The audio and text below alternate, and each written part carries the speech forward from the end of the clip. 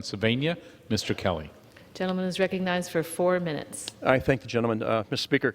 I'm going to read a letter from a family back in Pennsylvania, the Stewarts, Sarah and Michael, and their 3 daughters, Maddie, Jilly, and Daphne. And it starts off this way. Dear Congressman Kelly, my name is Sarah Stewart, and I'm from St. Petersburg, Pennsylvania. It's my understanding that the House Ways and Means Committee is having a public hearing on H.R. 3, the Lower Drug Class Now Act of 2019. Now, it appears this legislation does not have bipartisan support and needs to take a more balanced approach. The balance is needed for patients like my 10-year-old daughter, Maddie. Maddie suffers from a rare mitochondrial deletion condition called Pearson syndrome, which is a disorder that occurs as a result of mutated genes in the body. These genes impact mitochondria of her cells and prevent them from producing enough energy for the body to function properly. Pearson syndrome is difficult to diagnose because it affects each individual differently. Maddie's systems through the years have included being blood transfusion dependent for several years, the inability to heal after having even sun exposure, becoming type 1 diabetic, progressively losing her hearing and her vision, kidney failure, and several other daily complications, including developmental delays when having a body that runs unlimited energy. It has been truly heartbreaking to see her endure this disease, but she continues to defy the odds. My message is simple to you, Mr. Kelly, and to the rest of the committee. Is there no cure or treatments for Pearson syndrome? There isn't any right now. Each day is a struggle to keep Maddie balanced so her body is able to better cope with symptoms of this terrible disorder.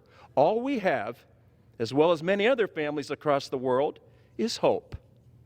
Please don't let partisan bickering impact the ability of researchers to discover and innovate new therapies that could save Maddie's life one day. The clock is ticking, and Maddie is waiting. I went to visit the Stewarts, and I saw this adorable child, and her mom told me she's got so much energy today, and we're really excited that she's feeling this way when you came to see her. And when I looked at the Stewart family, and when I looked at Maddie, and when I looked at her sister Jilly, and I looked at her sister Daphne, I thought, this isn't fair. She's never had a chance to live her life. She's already doubled the chances of what the life expectancy is.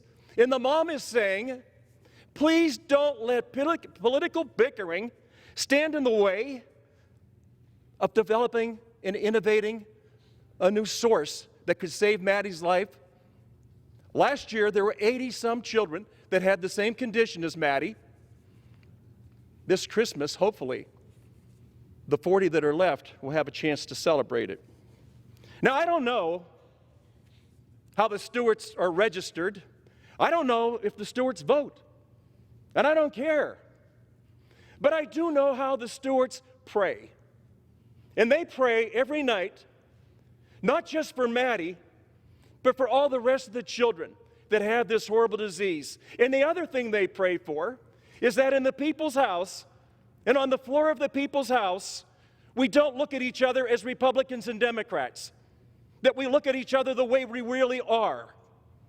We're moms and dads. We're grandmas and grandpas and aunts and uncles. And if we cannot come here and agree that the hallmark of America has always been her ability to develop and to innovate and to be the savior of the rest of the world, then what are we doing? Do we really want to make this a political battle? Or do we want to start developing policy that's about people and not political power? Do we really want to look into the eyes of a 9-year-old or 10-year-old and saying, It's expired. To yield another minute. And saying to that child, you know what?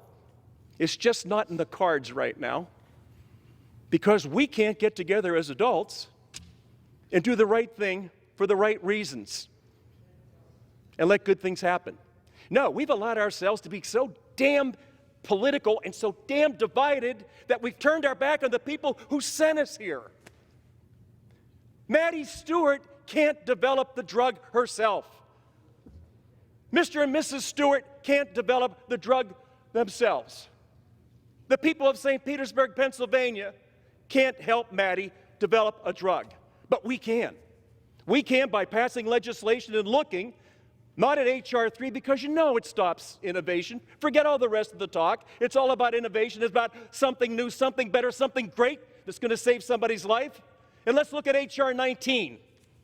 Let's talk about the substitute, the Lower Cost, More Cures Act. I wish we all had unlimited time to speak on this issue, but we don't. The clock is ticking.